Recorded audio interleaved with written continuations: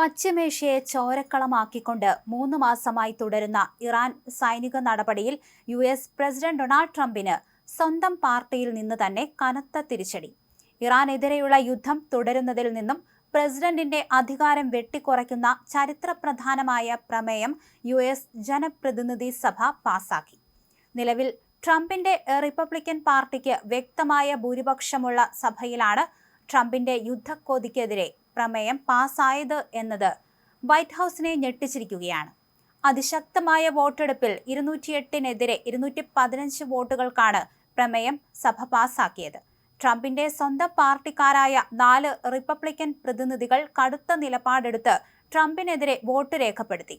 Tom Barrett, Warren Davidson, Brian Fitzpatrick, Thomas Massie എന്നീ റിപ്പബ്ലിക്കന്മാരാണ് party whip മറികടന്ന് പ്രമേയത്തെ അനുകൂലിച്ചത്. അതേസമയം പ്രതിപക്ഷമായ ഡെമോക്രാറ്റിക് പാർട്ടിയിൽ നിന്ന് ഒരാൾ പോലും പ്രമേയത്തെ എതിർത്ത് വോട്ട് ചെയ്തില്ല എന്നതും ശ്രദ്ധേയമാണ്. കോൺഗ്രസ് ഔദ്യോഗികമായി യുദ്ധം പ്രഖ്യാപിക്കുകയോ സൈനിക അധികാരം നൽകുകയോ ചെയ്യാത്ത പക്ഷം ഇറാനിൽ നിന്ന് സൈന്യത്തെ അടിയന്തരമായി പിൻവലിക്കാൻ നിർദ്ദേശിക്കുന്നതാണ് ഈ വാർ പവേഴ്സ് പ്രമേയം. ഇത് വോട്ടെടുപ്പിൽ നിലവിൽ പ്രതീകാത്മകമാണ്. കാരണം ഇത് നിയമമാകണമെങ്കിൽ ഇനി സെനറ്റിന്റെ കൂടി അംഗീകാരം വേണം.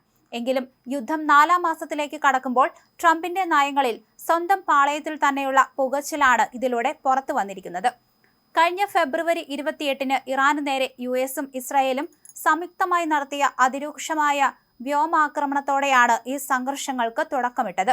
ഇറാൻ ആണവായുധം നിർമ്മിക്കുന്നത് തടയാൻ യുദ്ധം അനിവാര്യമാണെന്നാണ് ട്രംപ് ഭരണകൂടത്തിന്റെ വ്യാജവാദമെങ്കിലും ഇതിന്റെ ദുരിതം അനുഭവിക്കുന്നത് അമേരിക്കൻ ജനതയെയാണ്. യുദ്ധം 3 മാസം പിന്നിടുമ്പോൾ യുഎസിൽ ഇന്ധനവിലയും ഭക്ഷ്യവിലയും റോക്കറ്റ് പോലെ കുതിച്ചുയരുകയാണ്.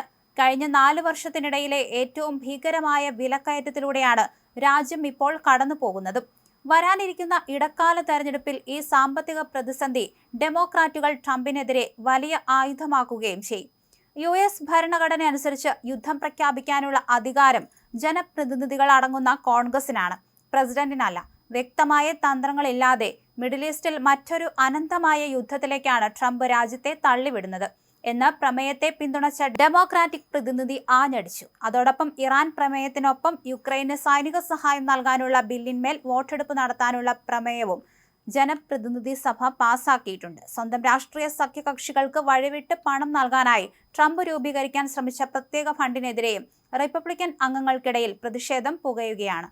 എന്തായാലും സ്വന്തം പാർട്ടിയിൽ നിന്ന് തന്നെ ട്രംപിന് വലിയ രീതിയിലുള്ള ഒരു തിരിച്ചടിയാണ് ഉണ്ടായിരിക്കുന്നത്. ഒരു വശത്ത് ഇറാനെതിരെ യുദ്ധം ചെയ്ത് തങ്ങൾ വിജയിക്കുമെന്ന് ഉറപ്പിച്ചു തന്നെ ട്രംപ് മുന്നോട്ട് പോകുമ്പോഴാണ് ഇത്തരത്തിൽ യുദ്ധം തുടരുന്നതിൽ നിന്നും പ്രസിഡന്റിന്റെ അധികാരം വെട്ടിക്കുറയ്ക്കുന്ന ഒരു തീരുമാനത്തിലേക്ക് ഇത്തരത്തിൽ ജനപ്രതിനിധി സഭ എത്തിയിരിക്കുന്നത്. അതുകൊണ്ട് തന്നെയാണ് വലിയ രീതിയിലുള്ള ഒരു തിരിച്ചടി ട്രംപിന് ഏൽക്കേണ്ടി വന്നിരിക്കുന്നത്.